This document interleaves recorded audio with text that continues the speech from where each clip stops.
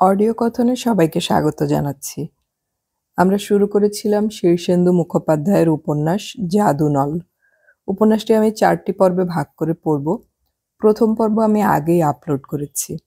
প্রথম পর্বের লিংক আমি ডেসক্রিপশন বক্সে দিয়ে দিচ্ছি। আজকে আমি পড়ব উপন্যাসটির দ্বিতীয় পর্ব।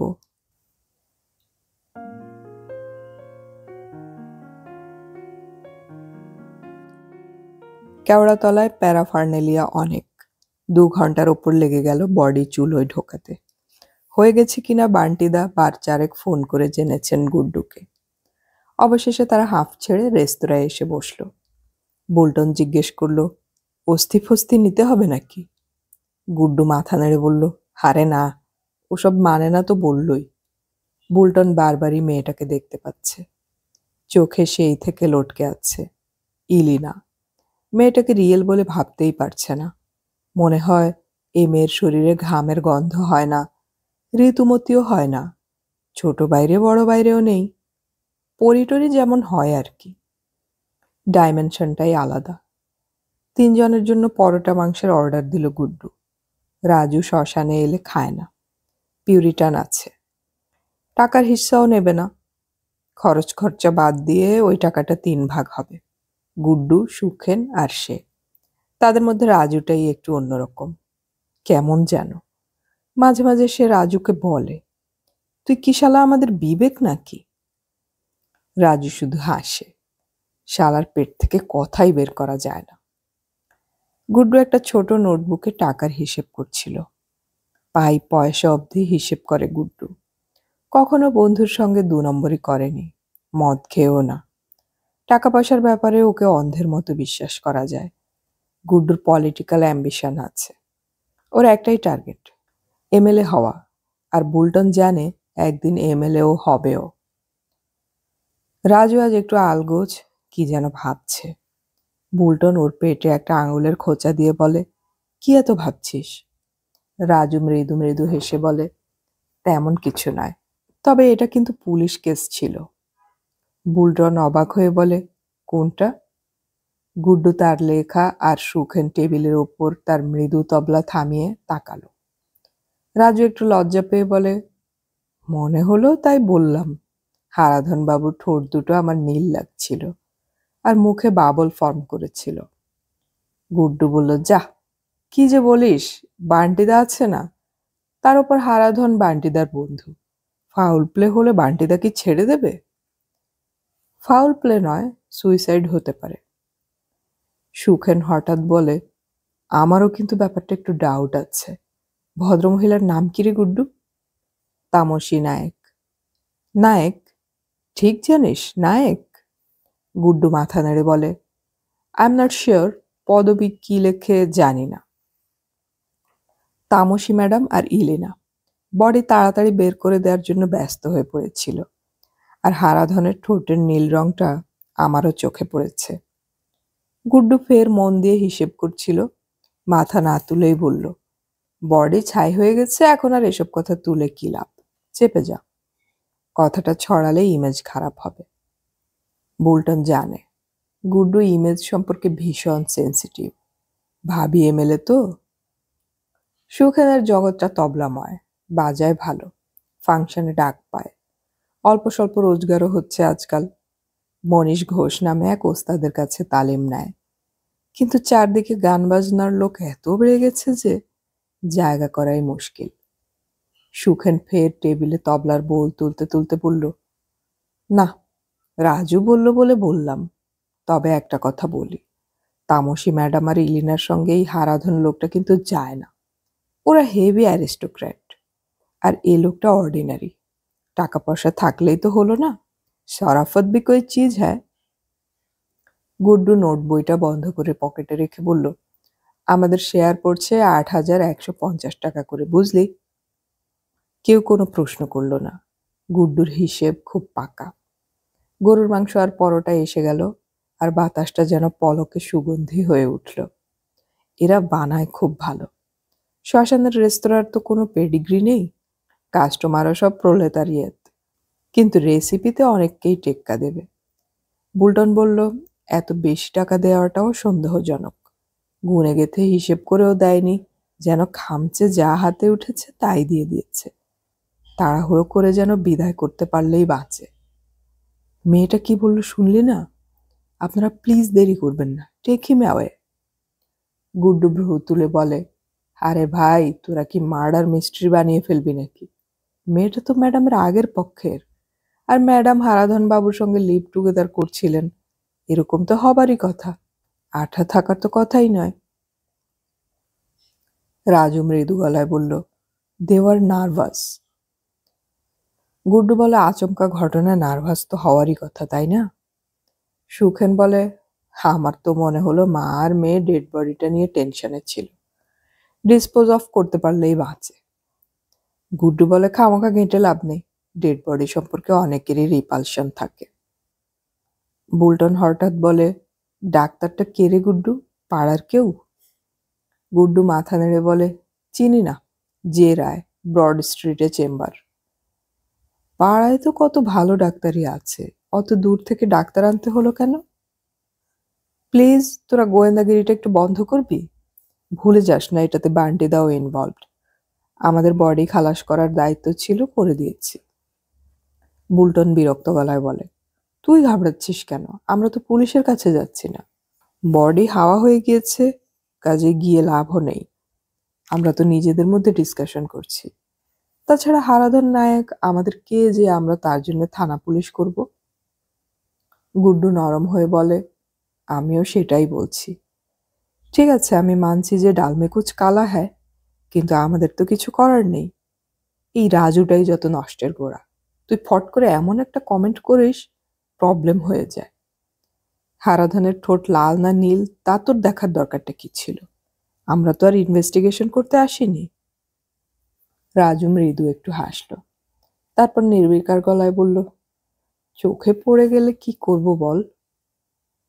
সুখেন বলে, ঠিক আছে, চল বাড়ি যাই। বোল্টন কিছু বলল না। বান্টিদার কাছে তারও টিকি বাঁধা। সোনারতরী কমপ্লেক্সে সে যে সিকিউরিটি গার্ডের চাকরিটা পেয়েছে, সেটা বান্টিদারই দেওয়া। ফেরার সময় তারা একটু চুপচাপ, ছোটাছুটিতে টায়ার্ডও বটে, তার ওপর পেটে মাংস পরোটা। ট্যাক্সি থেকে নামবার আগে শুধু রাজু হঠাৎ মৃদু গলায় বলল, প্যাঁচাটা নিশ্চয়ই এতক্ষণে উড়ে গেছে। রাতে সোনারতরী কমপ্লেক্সে ডিউটি দেওয়ার সময় তারও প্যাঁচাটার কথা মনে পড়ছিল। ধূসর রঙের মস্ত বড় পাখি। সে কলকাতার বস্তির ছেলে, পাখিটা কি আর কয়টাই বা দেখেছে? পাখিটা ওই ফ্ল্যাটের জানালাতেই এসে বসেছিল কেন, যে ফ্ল্যাটে আজ একটা লোক মারা গেছে, এবং হয়তো সুইসাইড করে। জীবনটা মাঝে মাঝে খুব মিস্টিরিয়াস বলে মনে হয় কিন্তু। আর ইলিনা মেয়েটা, এমন নয় যে মেয়েটাকে তার খুব পছন্দ হয়ে গেছে। আসলে মেয়েটাকে তার রক্ত মাংসের বলে মনেই হয়নি, যেন রূপকথার বই থেকে নেমে এসেছে। রাতের ডিউটিটা আরামের। রাত 12টার মধ্যে রেসিডেন্টরা ফিরে আসে, গেস্ট আসা কমে যায়। আর তার কাজ হলো গেস্ট এলে খাতায় এন্ট্রি করা, যে ফ্ল্যাটে যেতে চায় সেখানে ফোন করে কনফার্ম করা। এটা নিশ্চয়ই বাউন্সারের মতো থ্রিলিং কাজ নয়, অ্যাডভেঞ্চারও নেই। সোনারতরীর সেক্রেটারি সাধনবাবু প্রথম দিনই জিজ্ঞেস করেছিলেন, ড্রিঙ্ক করো না তো? সে সভয়ে বলেছিল, না স্যার। সাধনবাবু কঠিন চোখে তাকিয়ে বলেছিলেন, প্রমাণ পেলে কিন্তু চাকরি যাবে। আর এই কমপ্লেক্সে অনেক ইয়াং মেয়ে থাকে, তাদের কারো কাছে যদি তোমার কোনো বেয়াদবির কমপ্লেন আসে, তাহলে শুধু চাকরিই যাবে না, পুলিশেও হ্যান্ড ওভার করা হবে। সাধন গাঙ্গুলি নিজেই পুলিশের অ্যাসিস্ট্যান্ট কমিশনার ছিলেন, সদ্য রিটায়ার করেছেন। বুলটন ভালো ছেলের মতোই বলেছিল, পাড়াতে আমার কোনো বদনাম নেই স্যার, খোঁজ নিয়ে দেখবেন। একসময় ব্যায়াম ট্যায়াম করতে বলে চেহারা ভালো, রাজুর মতো অতটা না হলেও সে 5 ফুট 9 ইঞ্চি। বাউন্সার হবে বলেই সে চেহারা বানিয়েছে এবং এখনো মেনটেন করে। সাধনবাবু তার চেহারা দেখে খুব খুশি হলেন না বলেই মনে হলো। তাকে আগা পাশতলা দেখে নিয়ে বললেন, জিম করো নাকি?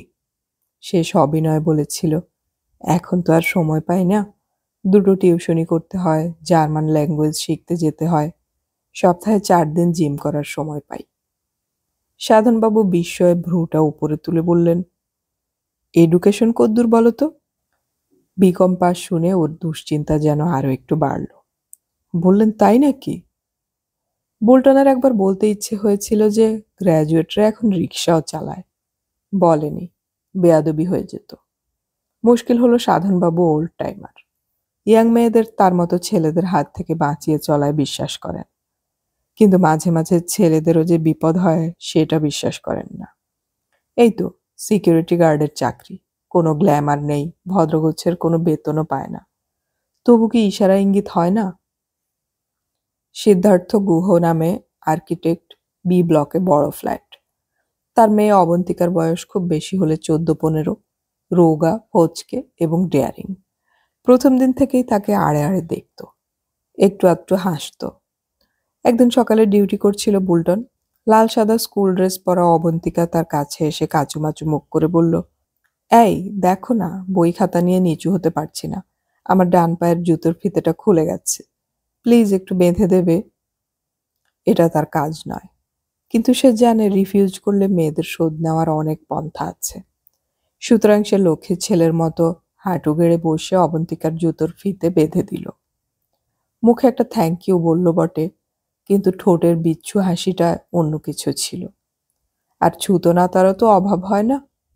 এই যেমন একদিন রোববার হঠাৎ খুব ব্যস্ত সমস্ত হয়ে এসে বলল, এই দেখো না, আমার ফোনটা ভুল করে ফেলে এসেছি ঘরে, তোমার ফোনটা একটু দেবে, একটা জরুরি কল করতে হবে।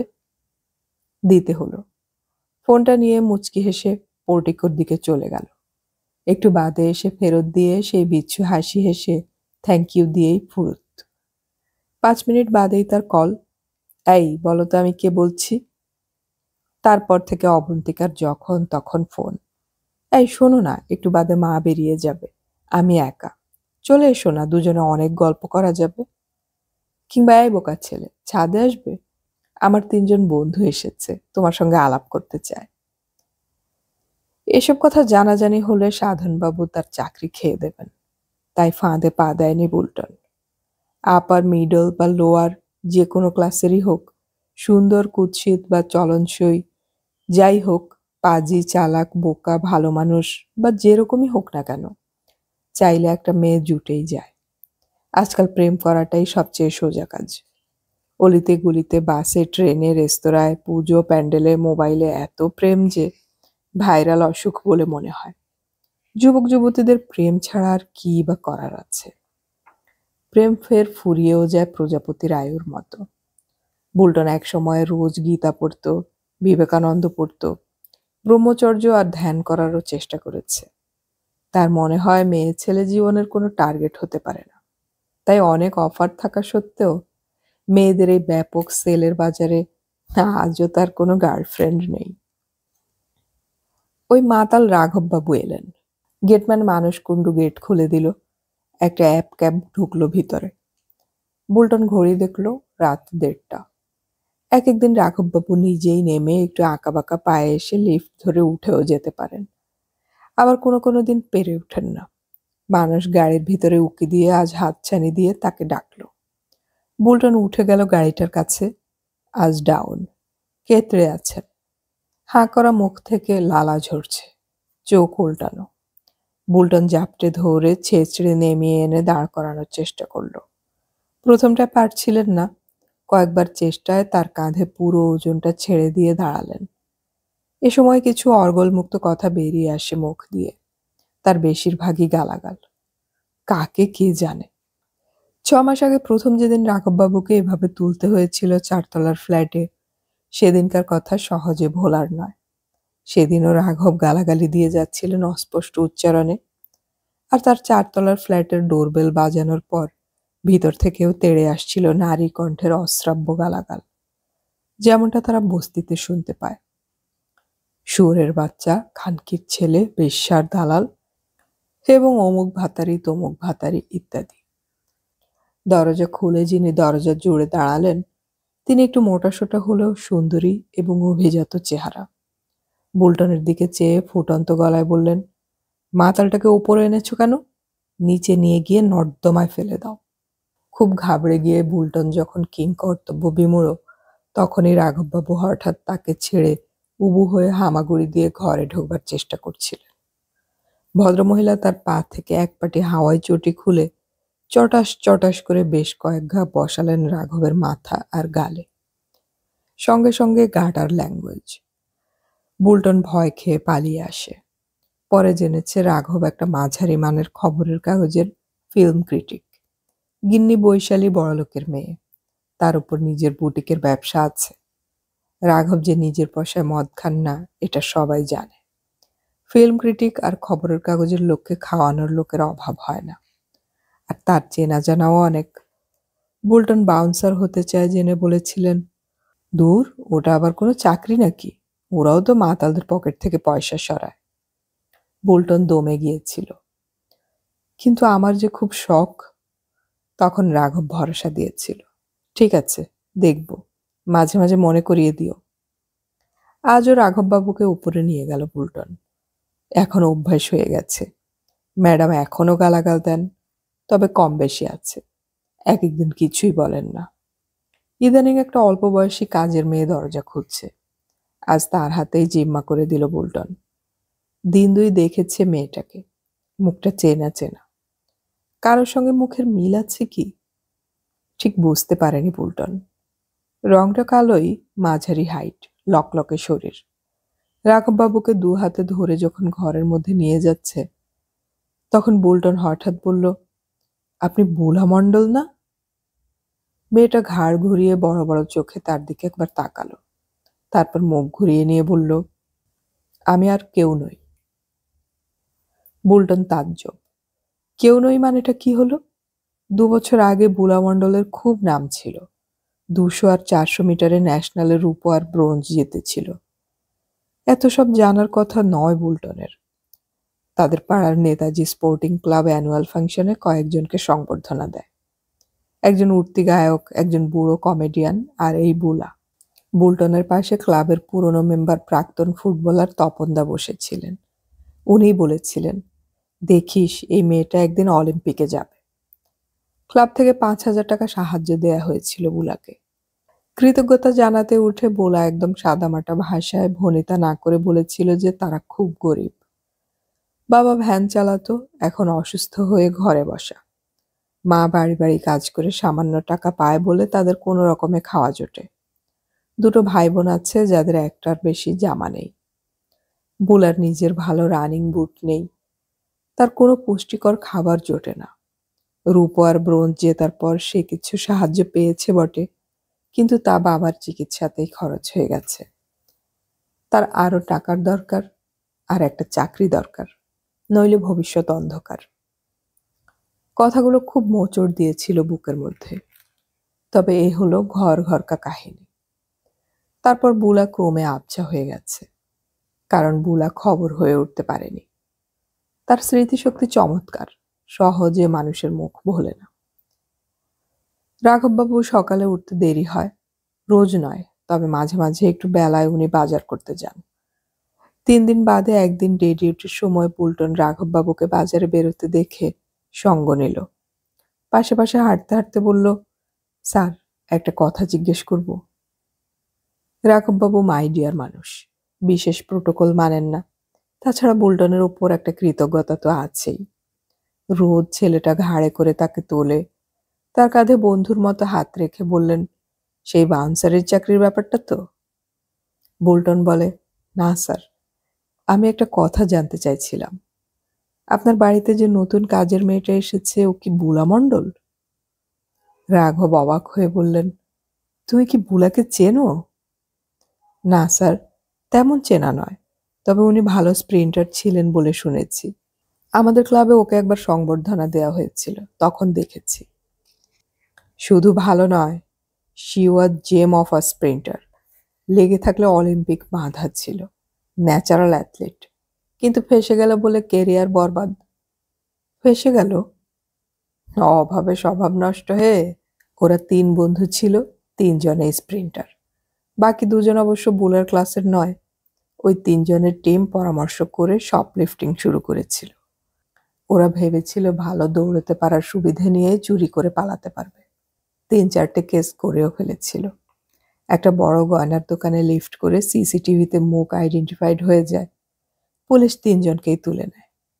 জেল থেকে বেরিয়েছে বটে, কিন্তু বদনাম হয়ে গেছে। আমি ফিল্ম ক্রিটিক হওয়ার আগে স্পোর্টসে ছিলাম। তখন থেকেই বুলাকে চিনি। অনেকের কাছে ধর্ণা দেওয়ার পর আমার কাছে আসে। আমি বাড়িতে নিয়ে এসেছি। বৈশালী বলেছে বুটিকের কাজ শিখিয়ে কাজে লাগিয়ে দেবে। স্যাড স্যার, খুব স্যাড। মাত্র 19-20 বছর বয়স, সারাটা জীবন সামনে পড়ে আছে। রাঘববাবুকে গেট অব্দি এগিয়ে দিয়ে ল্যান্ডিংয়ে নিজের জায়গায় ফিরে এলো বুলটন। বুলা একদম বেরোয় না, দোকান বাজারেও যায় না। দুপুরের দিকে রাঘব আর বৈশালী একসঙ্গে বেরিয়ে যান। বুলা ওপরে একাই থাকে, হয়তো কাউকে মুখ দেখাতে চায় না। তার জানালার ধারেই একটা কদম গাছ আছে, এত কাছে যে দোতলা থেকে হাত বাড়ালেই ডালপালা ছোঁয়া যায়। বর্ষায় যখন ঝেঁপে ফুল ফোটে, তখন মাঝে মধ্যে একটা আধটা ফুল জানালা গলে ঘরের মধ্যে উঁকি মারে। একদিন সকালবেলায় ঘুম ভেঙে চোখ মেলতেই নাকের ডগায় একটা সদ্য ফোটা ফুলকে ঝুলে থাকতে দেখে সে অবাক। ফুলটা যেন খুব কৌতূহল নিয়ে ঝুঁকে তাকে দেখছে। সে হেসে বলে ফেলল, হ্যালো, গুড মর্নিং। বর্ষা চলে গেছে, এখন নতুন ফুল নেই, গাছটা আছে। তাই জানালায় দাঁড়ালে রোজ এক সতেজ সবুজের সঙ্গে তার দেখা হয়। কখনো কখনো একটু আধটু কথাও হয় তাদের মধ্যে। গাছ আর সে। কত রকমের বন্ধু যে আছে চারদিকে, থই পায় না রাজু। তার তো গাছটাকে খুব বন্ধুর মতোই লাগে। শুনলে লোকে হয়তো পাগল বলবে, কিন্তু ঘরের ইনঅ্যানিমেটদের সঙ্গেও তার একটা বন্ধন আছে। ওরাও তাকে অনুভব করে, তাকে দেখে, শোনে এবং তার কথা ভাবেও। কি করবে সে? তার যে এরকমই সব মনে হয়। আজ গাছটার দিকে সকালের আলোয় মায়া ভরে চেয়েছিল রাজু। সামনের বছর গাছটা হয়তো আর থাকবে না। প্রমোটারের সঙ্গে কথা চলছে, এই দোতলা বাড়িটা ভেঙে ফ্ল্যাট বাড়ি উঠবে। সেই বাড়িতে তার নামেও একটা ফ্ল্যাট থাকবে। রাজুর এটা ন্যায্য মনে হয়নি। সে প্রবল আপত্তি করেছিল, কিন্তু বাবা আর মা কোনো কথাই শুনতে চায়নি। বলেছে, আমরা যখন থাকবো না তখন তুই কোথায় যাবি? বাবা বলেছিল, তোকে তো দান খয়রাত করা হচ্ছে না, ধর্মের কিছু টাকা তো আমার ব্যবসায় এখনো খাটছে, ও তোর ন্যায্য পাওনা। তোর দাদা দিদিও রাজি, তাহলে ফ্যাকড়া তুলছিস কেন? পাওনা গন্ডা ব্যাপারটা আজও ঠিক বোঝে না রাজু। তার অত বুদ্ধি নেই, সে স্লো থিঙ্কার। সিদ্ধান্তে আসতে তার দেরি হয়, দেরিতে বোঝে বা অনেক সময় বুঝতেও পারে না। দুনিয়াটা যিনি রচনা করেছেন তিনি ভগবান টগবান কেউ হবেন, কিন্তু রাজু আবার নিজের মতো করে তারও নিজের একটা দুনিয়া বানিয়ে নিয়েছেন। সে দুনিয়ায় হয়তো অনেক আজগুবি ব্যাপার আছে। সেই দুনিয়ায় রিয়েলিটির চেয়ে রূপকথা বেশি। জয়ও সেই কথা বলে। যারা ট্রুথকে ফেস করতে ভয় পায় তারাই ভার্চুয়ালিটিতে পালায়। তাই হবে হয়তো। জয়ী তার খুব ভালো বন্ধু। এবারের দুটো বাড়ি পরে ওদের বাড়ি। তারা একসঙ্গেই বড় হয়েছে। তারা বেশ কয়েকজন প্রায় সমবয়সী, একসঙ্গে খেলা করত। জয়ী তখন আলাদা কেউ ছিল না, অনেকের একজন। যখন তার বয়স 12-13 আর জয়ীর 8 বা 9, তখন রেল লাইন পেরোতে গিয়ে পা মচকে ছিল জয়ীর। জয়ী আদুরে মেয়ে, ভ্যাত কাঁদুনি, ব্যথা সইতেই পারত না। পা মচকে সে কি কান্না! রাজু জয়ীকে খানিক পাঁজা কোলে, খানিক ঘাড়ে চাপিয়ে বাড়ি পৌঁছে দিয়েছিল। সেই থেকে জয়ী একটু আলাদা হলো, একটু বিশেষ। জয়ী বন্ধু ঠিকই, বয়সেও ছোট, কিন্তু বরাবর রাজুর সঙ্গে তার একটা দিদি দিদি ভাব। শাসন করে, ধমকায়, তাবে রাখে। জয়ের বয়ফ্রেন্ড মনসিস চৌধুরী, একজন এনার্জি এক্সপার্ট, নিউক্লিয়ার ফল আউটের ওপর পেপার করেছে। সে মাঝে মাঝে জয়ীকে বলে, আচ্ছা রাজু কি তোমার প্রজা না সাবঅর্ডিনেট? সব সময় তুমি ওর সঙ্গে চোখ পাকিয়ে কথা বলো কেন? জয়ী বলে, তুমি তো জানো না, ওকে দাবড়ি না দিলে ওর মাথায় ঘুঘু পাখি ডাকতে থাকবে। ভালো করে ওর চোখের দিকে তাকিয়ে দেখো, ও কিন্তু এই জগতে নেই, ভাবের কুলুঙ্গিতে উঠে বসে আছে। জয়ী অর্থাৎ বিজয়িনী ঘোষ আর মনসিস চৌধুরী বিয়ে করে বিদেশে চলে যাবে একদিন। খুব বেশি দেরিও নেই তার, তখন একটু একা হয়ে যাবে বটে রাজু।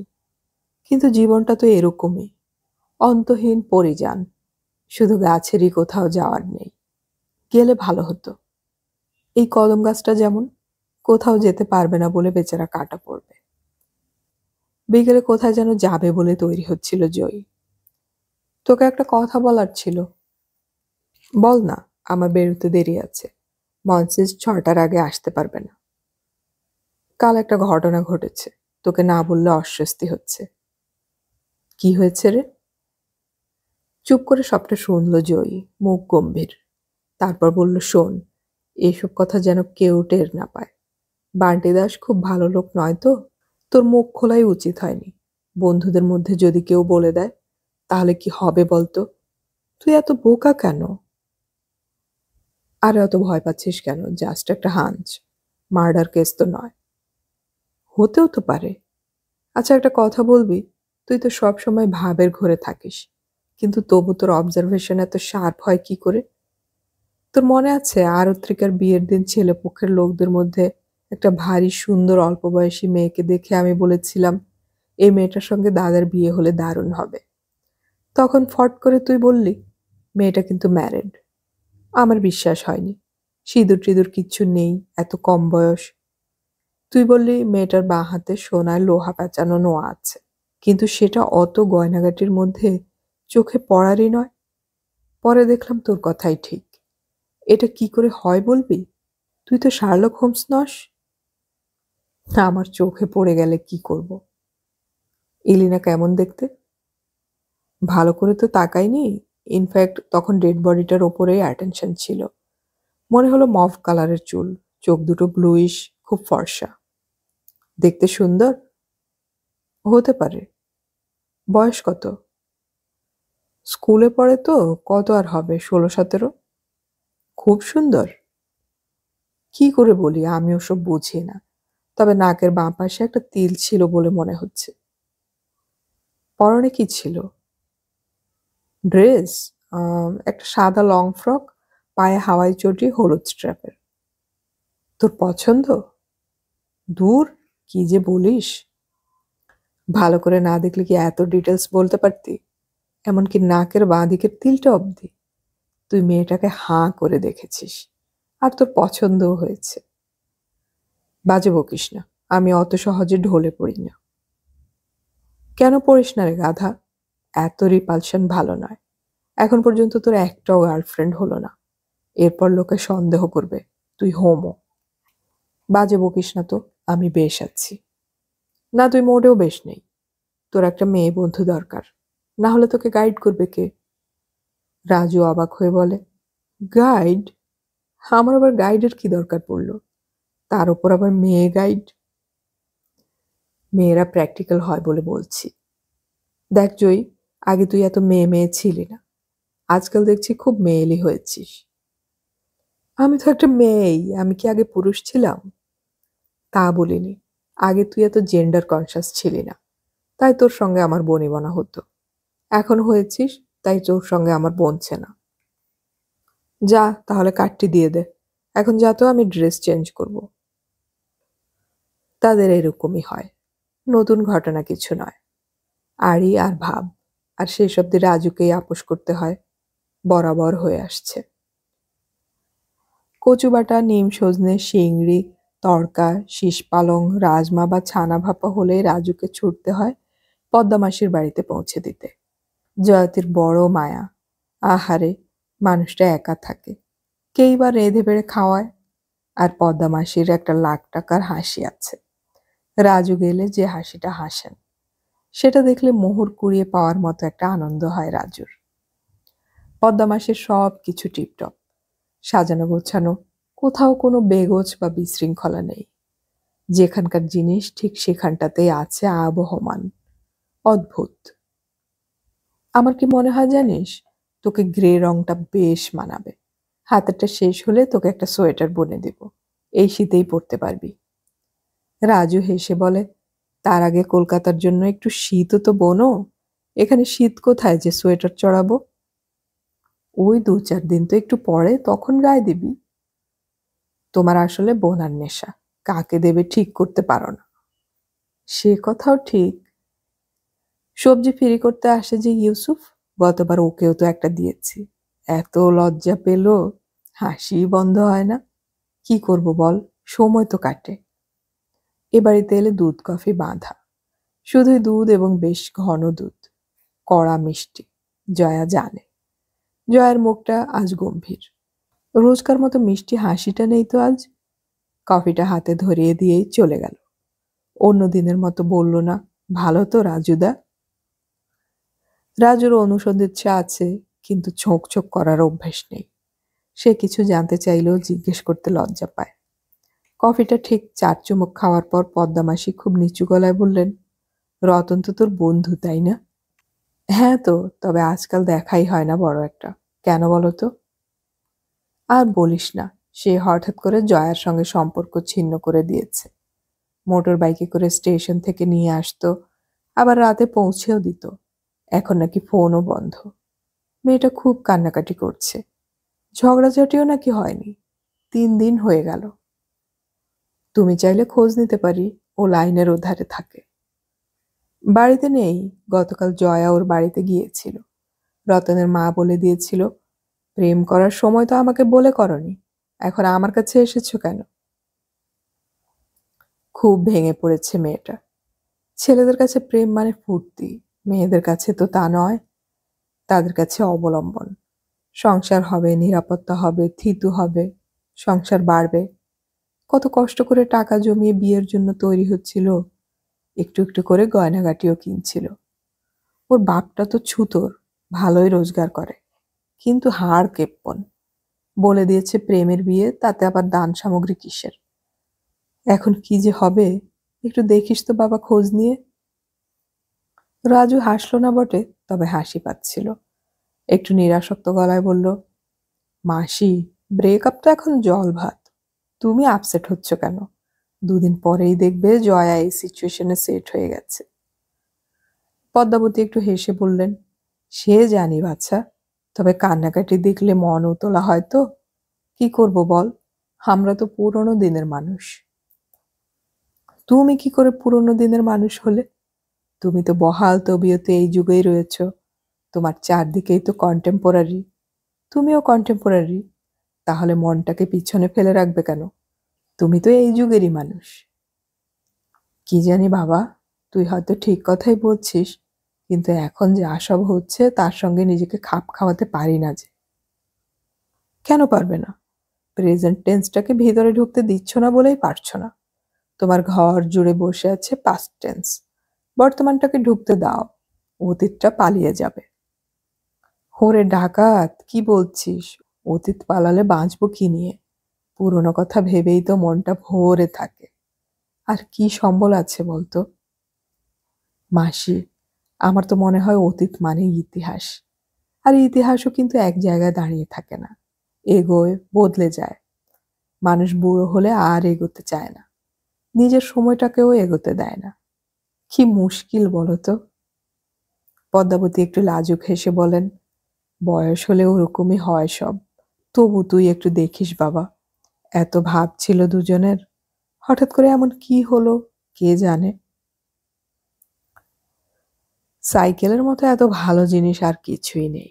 এত সহজ, জটিলতাহীন, ঝামেলাহীন আর কি বা আছে দুনিয়ায়? 2টো চাকা সর্বস্ব, উদম ন্যাংটো গরিব একটা গাড়ি, তবু পৃথিবীর শ্রেষ্ঠ আবিষ্কার। এতে চেপে ইচ্ছে করলে দুনিয়া ঘুরে আসা যায়। রাজুর সঙ্গে তার সাইকেলের খুবই ভাবসাব। দুজনের বোঝাপড়াও চমৎকার। সেই কবে থেকে সাইকেল তার শরীরের একটা সংযোজন হয়ে আছে। তার মাঝে মাঝে মনে হয় সাইকেল আর সে অবিভাজ্য। সাইকেলে দুনিয়া না হোক, সারা কলকাতায় ঘুরে বেড়ায় সে। পার্ক স্ট্রিটের একটা পার্কিং লটে ফি কালেকশনের চাকরি করে রতন, জয়ার হিরো। বেলা 11:30, স্ন্যাক টাইম। একটা রোগা গাছের তলায় কৃপণ ছায়ায় মাথা বাঁচিয়ে 4টে থাক করা ইটের ওপর বসেছিল, হাতে পার্কিং মিটার। তাকে দেখে খুশিয়াল হাসি হেসে বলল, কোথায় বেরিয়েছিলি? চা খাবি? আয় এখানে বস। বলে সরে একটু জায়গা করে দিল। সাইকেলটা দাঁড় করিয়ে রেখে একটু কেতরে রতনের পাশে এসে বসলো রাজু। তোর প্রবলেমটা কি? নতুন কাউকে জুটিয়েছিস নাকি? তোকে চুকলি কাটলো কে? জয়া? না, পদ্মামাসি। মোড়েই চায়ের গুমটি। রতন বলল, আয় আগে চা খাই। কি দারুণ চা! লিকার, দুধ আর চিনির এত ঠিকঠাক কম্বিনেশন আর্টের পর্যায়ে পড়ে। এ চা গ্র্যান্ডের বাবাও বানাতে পারবে না। গাছতলার সিংহাসনে ফের এসে বসলো দুজনে। রতন বলল, খুব লোনলি লাগছে। কেন বলতো? লোনলি? হ্যাঁ, লোকজনের মধ্যে আছি, কথা টথাও হচ্ছে, কিন্তু একা ভাবটা যাচ্ছে না। প্রেম ভালোবাসা হচ্ছে, কিন্তু থ্রিল নেই। জয়া বকবক করে, আমিও জবাব দেই, কিন্তু কোনো ম্যাজিক নেই। কেমন গ্যাদগ্যাদে একটা ব্যাপার, বুঝলি? ঠিক ক্লিয়ার হলো না তো? আমার কাছেও ক্লিয়ার নয়। প্রেম কেনা করছে বল? সেই মান অভিমান, সেই রেস্তোরাঁবাজি, সেই বিয়ে, বাচ্চা, একই সিনারিও। মনে হলো একটু ছুটকারা পাওয়া দরকার। জয়াকে এসব বলেছিস নাকি? ও বুঝবেই না। বলার একটু চেষ্টা করেছিলাম, কান্না জুড়ে দিল। কি হচ্ছে আমার বলতো? পেগলে যাব নাকি? মনে হয় বোরডম। তাই হবে। রোজ সকাল বিকেল ডিউটি করার মতো প্রেম করতেও আর ইচ্ছে করছে না। নতুন কথাও তো খুঁজে পাই না। এখনই যদি এরকম, তাহলে বিয়ের পর কি হবে বলতো? জয়াকে বলে দিস ইটস আ ব্রেকআপ। আমার বলাটা ভালো দেখাবে না। ফোনের সিম কার্ড চেঞ্জ করেছিস নাকি? বাধ্য হয়ে, নইলে ফোনেই ঝালাপালা হয়ে যেতাম। এখন তাহলে প্রেম ট্রেম নেই? আছে। আছে? আগে আমি নন্দীবাবুদের গাড়ি চালাতাম, করে আয়। এখন সেখানেই আছি। এখন ওদের গাড়ি চালায় গণপথ। সে সন্ধ্যের পর চলে যায়। নন্দীবাবুর হার্ট ব্লক, যখন তখন হসপিটালাইজড করতে হতে পারে, তাই আমাকে মেডিকেল ইমার্জেন্সির জন্য রেখেছে। রাতে থাকতে হবে বলে মেজেনাইন ফ্লোরে থাকতে দিয়েছে। বুঝলি, জীবনে টেক্সটের বাইরে রবি ঠাকুর পড়িনি। মেজেনাইন ফ্লোরের ঘরটায় একটা বুক শেলফে অনেক বই আছে। একদিন কি ইচ্ছে হলো, তাক থেকে একটা বই টেনে পড়তে বসে গেলাম। রবি ঠাকুরের বলাকা। মায়ের কিছুক্ষণ পড়ার পর নেশা ধরে গেল। তারপর একটার পর একটা বই, রবি ঠাকুর, জীবনানন্দ, আরো অনেকের কবিতা। মাতালের মতো অবস্থা। তারপর নিজেও কিনতে শুরু করি। ওই যে রাস্তার উপরে বইয়ের দোকানটা দেখছিস, এক বুড়ো পার্সির দোকান। আমার কবিতা পড়ার নেশা আছে জেনে বলল, ইংরেজি পড়তে পারো? বললাম, বিএ ক্লাসে তো পড়েছি, একটু একটু পারি। বুড়ো আমাকে এলিয়টের ওয়েস্টল্যান্ড পড়তে দিল। প্রথম প্রথম একটু অসুবিধে হতো ঠিকই, মোবাইলের ডিকশনারিতে মানে দেখে নিতে হতো, কিন্তু নেশার ঝোঁকে সব বাধা টপকে গেলাম। তারপর একদিন ঝোঁকের মাথায় একটা খাতা কিনে নিজেও বসে গেলাম কবিতা লিখতে। সেগুলো কিছু হয় না আমি জানি। আগামী 100 বছরেও আমি কবি হয়ে উঠতে পারবো না। কথা তো সেটা নয়। আসল কথা হলো, আমি আমার মতো করে একটা কিছু ক্রিয়েট তো করছি। ওতেই অদ্ভুত একটা আনন্দ। ছাতা মাথা যাই হোক, ছাপার অযোগ্য বা অপাঠ্য যাই হোক, অনর্গল ভিতরের চাপা পড়া কথাটা বেরিয়ে তো আসছে। একটু চুপ করে থেকে রতন বলে, তোর অবাক লাগছে তো? রাজুর অবাক লাগছিল না। বলল, না, অবাক হওয়ার কিছু নেই, এরকম হতেই পারে। কিন্তু বেচারা জয়া কি দোষ করলো? তাকে ডিচ করলি কেন? জয়া বিয়ের জন্য পাগল, এমনকি গয়নাগাটিও কিনে ফেলেছে। আমার বয়স মাত্র 23। বিয়ে একটা সিস্টেম। বিয়ে করলে একটা ফর্মুলায় পা দিতে হয়। তেমন রোজগারও নেই। আর আমার এখন একটু স্পেসও দরকার। শুধু জয়াকে খুশি করতে বিয়েটা করতেই বা যাবো কেন বলতো? বোঝালে বুঝতেও চায় না। তাহলে তোর ভার্ডিক্ট জয়াকে কিন্তু জানিয়ে দেওয়া উচিত। বেচারার বোধহয় এখনো এক্সপেকটেশন আছে। জানাবো, এখন জানালে খুব শক লাগবে। কদিন যাক, আমার এই ইমেজটা যখন একটু ফিকে হয়ে যাবে ওর মনে, তখন জানিয়ে দেব। তোর মোটর বাইকটা কোথায়? বেচে দিয়েছি। ভালো অফার ছিল, তাই ঝেড়ে দিলাম। লোন ছিল, সেটাও শোধ করতে হলো। রাজু একটা বড় শ্বাস ছেড়ে বলল, ভালো, জয়া গেল, মোটর বাইকও গেল। ভাবছিস কেন? সব আবার হবে, ইন গুড টাইম। টাইমটাই ফ্যাক্টর, বুঝলি? কি মনে হয় জানিস, ভালোবাসা টাসারও একটা সময় আছে। জয়ার সঙ্গে আমার সম্পর্কটাও হয়েছিল ভুল সময়ে। আর কিছু করার ছিল না বলে প্রেম করতাম। ওটা প্রেম নয়, জাস্ট টাইম পাস। প্রেম বলে মনে হতো। হারাধন নায়েক মারা যাবার 3 দিনের মাথায় লোকটা এলো। খয়াটে, খেকুড়ে চেহারা, শ্যামলা, ভাঙাচোরা, শ্রীহীন, লম্বাটে মুখ, মাথায় 1 টোকা চুল, আর তাতে তেল সাবান পড়েনি অনেক দিন। চেহারা দেখলে ভক্তি শ্রদ্ধা হবার কথা নয়, তবে চোখ দুখানা বেশ শান দেওয়া, চোখা চাউনি, গায়ে ঢলঢলে একটা পাশুটে রঙের হাওয়াই শার্ট, পরনে কালচে রঙের ঢোলা প্যান্ট, হাতে একটা বাঁশের ডান্ডিওয়ালা ছাতা। বয়স 50 থেকে 60-এর মধ্যে।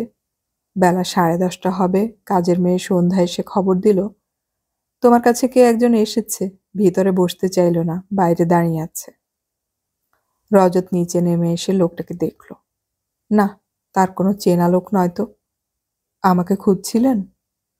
লোকটা ভারী বিনয়ের সঙ্গে হাত জোড় করে কপালে ঠেকালো। তারপর বলল, আপনার সঙ্গে একটু কথা ছিল। আপনার সময় হবে কি? কি কথা বলুন। আমার নাম সমর বসু। আমি হারাধন নায়েকের বাল্যবন্ধু। কে হারাধন নায়েক বলুন তো? মনে না থাকা স্বাভাবিক। মনে রাখার মতো লোক তো ছিলও না। গ্রিন ভ্যালিতে থাকতো। দিন 3 হলো মারা গেছে। আপনি এবং আপনার বন্ধুরা। ঝট করে মনে পড়ে গেল রাজুর। বলল, ও হ্যাঁ হ্যাঁ, মনে পড়েছে। কি বলবেন বলুন। তবে আগেই বলে রাখি, হারাধন বাবুর সঙ্গে আমাদের কিন্তু পরিচয় ছিল না। আমি শুধু ক্রিমেশনে ছিলাম, শ্মশান বন্ধু। লোকটা ভারী বিনয়ের সঙ্গে বলল, আগে আমি তা জানি, তবে ওই বিষয়ে 2-4টে কথা ছিল। আপনার যদি এখন সময় না হয়, তাহলে আমি অন্য সময়ও আসতে পারি, আপনার যখন সময় হবে। রজত একটু ধাঁধায় পড়ে বলে, কিন্তু হারাধন বাবুর বিষয়ে আমাকে বলে আপনার কি কোনো লাভ আছে? লোকটা মাথা নেড়ে বলে, আগে না, সেরকম কোনো লাভ নেই বটে, না জানলেও কোনো ক্ষতি নেই। তবু আমার মনে হয়েছিল কথাগুলো কাউকে জানানো দরকার, এই আর কি। আমি কয়েকজনকে বলার চেষ্টা করেছিলাম, তবে আমাকে কেউ গুরুত্ব দেয়নি, কোনো দিনই দেয় না। তাহলে আসি, নমস্কার। রজতের মনে হলো এটা বড্ড অভদ্রতা হয়ে যাচ্ছে। লোকটার ব্যবহারে একটা সত্যিকারের নম্রতা আছে, যেমনটা আজকাল দেখা যায় না। সে বলল, আচ্ছা, আপনি আমার ঘরে আসুন। লোকটা ভারী খুশি হলো। বলল, আপনারই যখন শুনতে অনিচ্ছে হবে, তখনই বলবেন, আমি বিদেয় হয়ে যাব। খুবই সংকোচের সঙ্গে, প্রায় চোরের মতো সন্তর্পণে লোকটা তার পিছু পিছু উপরে এলো। পায়ের মলিন চটি জোড়া শিয়ের নিচেই খুলে রেখে এসেছে। ঘরে ঢুকলো যেন ভিখিরি রাজপ্রাসাদে ঢুকেছে।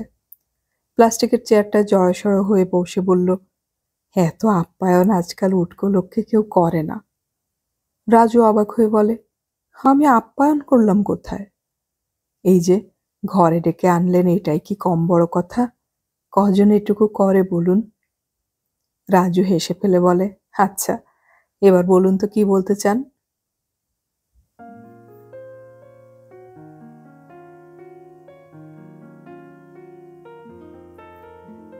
এতক্ষণ আমি পড়ে শোনালাম শীর্ষেন্দু মুখোপাধ্যায়ের লেখা উপন্যাস জাদুনল এর 2য় পর্ব।